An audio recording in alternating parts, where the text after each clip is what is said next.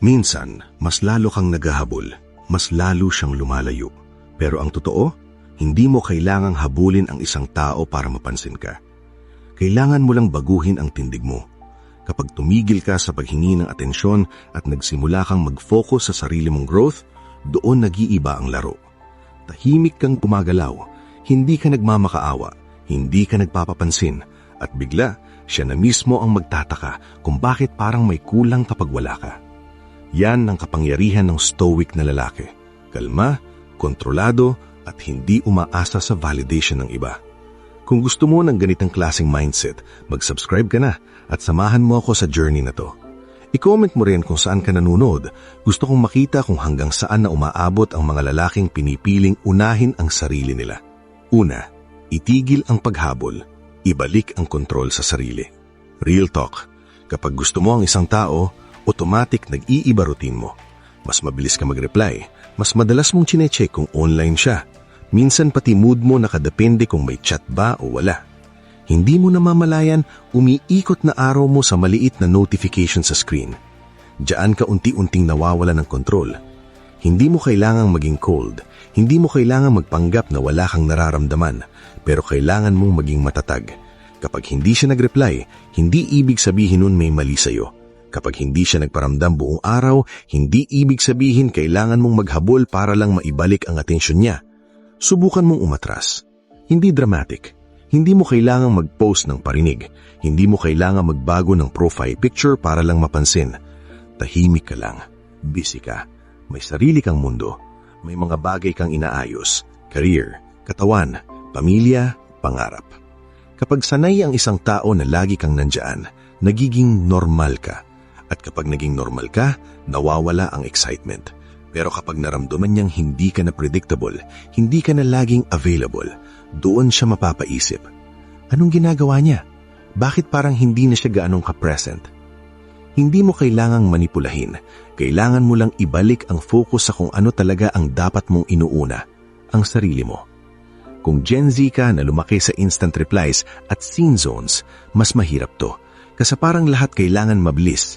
Kapag 10 minutes walang sangot, feeling mo may problema na. Pero kung adult ka naman na pagod na sa mixed signals at half-effort connections, alam mong mas mahalaga ang peace kaysa hilig. Ang totoo, pareho lang ang prinsipyo. Kapag masyado kang naghahabol, bumababa ang value mo sa sarili mong paningin. Ramdam mo yun, nawawala ang confidence mo. Mas nagiging anxious ka, mas nag-o-overthink ka. At habang ginagawa mo yun, mas lalo kang nawawalan ng natural na dating. Ang lalaking may kontrol sa sarili, hindi nagmamadali. Hindi siya nagbibig ng oras, hindi siya nagmamakaawa ng atensyon. Kung gusto siyang kausap, nandyan siya. Kung hindi, may iba siyang ginagawa. Simple. Subukan mong mag-focus sa growth mo for the next 30 days. Ayusin mo tulog mo, mag-workout ka kahit ayaw mo, magbasa ka, ayusin mo finances mo, gumawa ka ng bagay na hindi connected sa kanya. At kapag kausap mo siya, relaxed ka lang. Hindi ka nagmamadali, hindi ka desperado. Mapapansin mo ang difference. Hindi dahil may teknik kang ginagawa, kundi dahil iba na ang energy mo. May sariling direksyon, may sariling mundo, at ang taong may direksyon, natural na hinahabol. Hindi mo kailangang ipilit ang presensya mo sa buhay ng kahit sino. Ang tamang tao, lalapit kapag nakita niyang hindi ka na naghahabol, kundi umaangat. Pangalawa, palalimin ang buhay mo, maging abala sa mga bagay na may bigat. Ito ang hindi masyadong napag-uusapan. Hindi sapat na tumigil ka lang sa paghabol. Kailangan may papalit doon sa oras at energy na dati mong inuubos sa kanya. Kasi kung wala, babalik at babalik ka sa dati. Kapag wala kang sariling misyon, madaling gawing sentro ng mundo ang isang tao. Kapag wala kang malinaw na direksyon, kahit maliit na atensyon lang mula sa kanya, parang jackpot na. Pero kapag may bilang perspective, isipin mo to. Kung busy ka sa pag-build ng skills mo, pag-aasikaso ng negosyo, pag-aaral ng bagong bagay o pag-aalaga ng katawan mo, hindi mo mapapansin kung ilang oras na siyang hindi nagre-reply. Hindi dahil wala kang pakialam, kundi dahil may mas mahalaga kang ginagawa. At yun ang attractive. Hindi yung lalaking laging online, Hindi yung laging first viewer sa stories. Hindi yung laging nag-a-adjust yung oras para lang available. Kundi yung lalaking may sariling goals, may sariling standards, may disiplina. Kung Gen Z ka, alam mo kung gaano kalakas ang pressure ng social media. Lahat parang may ka-talking stage, lahat may ka-update. Parang kailangan may romantic storyline ka lang para lang maging interesting. Pero ang hindi nakikita sa feed ay kung gaano kadaming tao ang emotionally drained dahil inuuna nila ang validation kaysa development. Kung adult ka naman, alam mo na ang pakiramdam ng maubos. Yung ibinuhos mo na lahat pero kulang pa rin. Doon mo marirealize na mas mahalagang buuin muna ang sarili kaysa mag-invest agad sa iba. Kapag pinili mong palalimin ang buhay mo, nagiging mas kalmado ka. Hindi ka madaling matrigger. Hindi ka basta-basta natitinag kapag may delay sa communication. May stability ka. At ang stability, bihira ngayon. Mag-set ka ng personal standards, hindi para maging mayabang, kundi para hindi ka basta-basta pumayag sa half-effort. Kapag may malinaw kang pamantayan sa kung paano ka dapat tratuhin, hindi ka na matatakot mawalan ng isang tao kasi alam mong mas mahalaga ang respeto sa sarili kaysa pansamantalang kilig. At dito nangyayari ang pinaka-interesting na bahagi. Kapag nakita niyang hindi ka naghahabol at nakita rin niyang umaangat ka, mas focused, mas composed, mas may direksyon, natural siyang maa-attract. Hindi dahil hinabol mo siya, kundi dahil nakita niyang may value ka na hindi nakadepende sa kanya. Ang sikreto, huwag mong gawing project ang pagkuha ng atensyon niya. Gawin mong project ang pag-upgrade ng sarili mo. Kapag ginawa mo yon, kahit sino ang nasa harap mo, hindi ka mawawala sa sentro, hindi ka mawawala sa kontrol, at kung siya man ang para sa'yo, hindi mo na kailangang pilitin. Siya na ang lalapit. Pangatlo, kontrolin ang emosyon, huwag magpadala sa init ng sandali. Ito yung part na madalas bumabagsak ang karamihan. Hindi sa effort, hindi sa looks, kundi sa emosyon. Kapag hindi siya nag-reply, biglang may urge na mag-double chat. Kapag nakita mong active pero hindi ka sinisin, may kurot agad sa dibdib. Kapag may nakita kang bagong follower o bagong kausap sa comments, nagsisimula ang overthinking. At kapag pinairal mo yon, doon nasisira ang composure mo. Ang problema, sa panahon ngayon, sobrang bilis ang trigger. Isang swipe lang, isang view lang, isang update lang, pwede ka nang maapektuhan, lalo na kung invested ka na. Pero tandaan mo to, hindi lahat ng nararamdaman mo kailangan mong aksyonan. May mga emosyon na lilipas din kung hindi mo papansinin. Yung urge mag-chat ulit, bigyan mo ng 30 minutes. Yung urge magparinig sa story, tulugan mo muna. Yung galit o selos, i-process mo mag-isa bago ka magsalita. Ang lalaking may control, hindi reactive. Hindi siya nagpapadala sa bawat emosyon na dumaan. May space siya sa pagitan ng naramdaman niya at ng gagawin niya. Doon siya nagdidesisyon. Kung Gen Z ka na sanay sa mabilisang interaction, mas challenging to. Kasi parang kailangan laging may sagot. Kapag walang response, feeling mo may mali. Pero minsan, ang tunay na power ay nasa katahimikan. Hindi mo kailangang ipaglaban ang presensya mo sa bawat pagkakataon. Kung adult ka naman na nakaranas na ng toxic patterns, alam mo ang pinakamapapagod ay yung laging ikaw ang nagre-react, yung laging ikaw ang nagpapaliwanag, yung laging ikaw ang nag-a-adjust kapag may tensyon. Darating na sa point na mapapagod ka rin. Kaya sa pagkakataong ito, piliin mong maging steady. Kapag may hindi ka nagustuhan, hindi mo kailangang magalit agad. Pwede mong obserbahan. Pwede mong tanungin ang sarili mo, worth ba to ng energy ko? Kapag hindi siya consistent, hindi mo kailangang maghabol para ayusin. Hayaan mong makita mo kung hanggang saan ang effort niya nang hindi mo siya tinutulak. May kakaibang dating ang taong kalmado, yung hindi nagpapanik kapag may misunderstanding, yung hindi nagiging dramatic sa maliit na bagay, yung kayang maghintay ng hindi nababaliw sa kakaisip. At dito nagbabago ang dynamic. Kapag hindi ka madaling matrigger, nawawala ang power ng mixed signal sa'yo.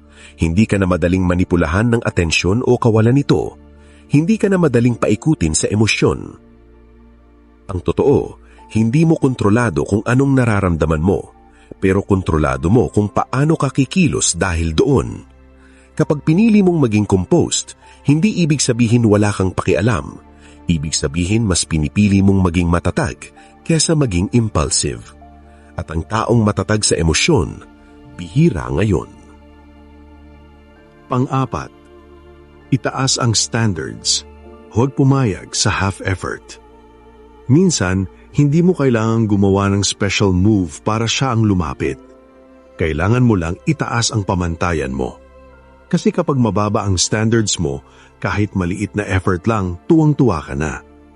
Isang good morning lang na walang consistency, okay na. Isang late night chat na walang malinaw na intensyon, sapat na. Unti-unti mong tinatanggap ang bare minimum dahil ayaw mong mawala siya. Pero isipin mo to. Kung ikaw ang seryoso, disiplinado at may direksyon, bakit ka papayag sa taong half-hearted? Hindi ito tungkol sa pagiging demanding. Ito ay tungkol sa respeto sa sarili. Kung gusto ka talaga ng isang tao, hindi mo kailangang hulaan. Hindi mo kailangang mag-analyze ng bawat emoji. Hindi mo kailangang magtanong sa kaibigan mo kung ano ibig sabihin ng ganitong chat. Ramdam mo kapag may effort. Ramdam mo kapag malinaw ang intensyon. Kung Gen Z ka, alam mong uso ang situationship. Walang label, walang clarity. May lambing pero walang commitment. At madalas, doon ka nauubos. Kasi umaasa ka sa potential, hindi sa reality. Kung adult ka naman, mas maiintindihan mo ito sa level ng boundaries. Hindi mo kailangang i-broadcast lahat ng plano mo. Hindi mo kailangang mag-report ng bawat ginagawa mo. May sarili kang mundo na hindi umiikot sa romantic interest mo.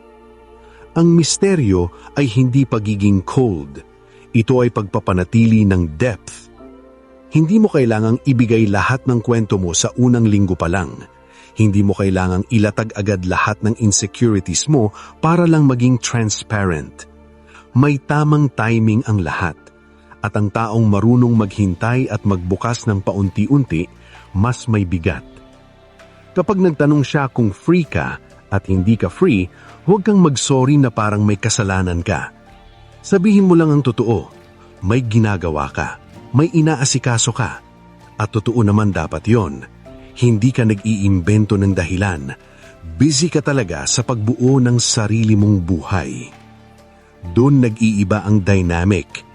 Kapag nakita niyang hindi siya ang sentro ng oras mo, pero kapag nagkasama kayo ay buo ang atensyon mo, mas tatatak yon. Quality over quantity. Hindi palaging magkausap, pero kapag nag-uusap, may laman. Hindi palaging magkasama, pero kapag nagkita, may spark. Maging lalaking hindi madaling basahin. Hindi dahil may tinatago, kundi dahil may lalim ka. May layer ka na hindi agad na i-explore at ang mga bagay na may lalim hindi madaling pagsawaan. Ang totoo, kapag hindi ka madaling makuha, mas nirerespeto ka.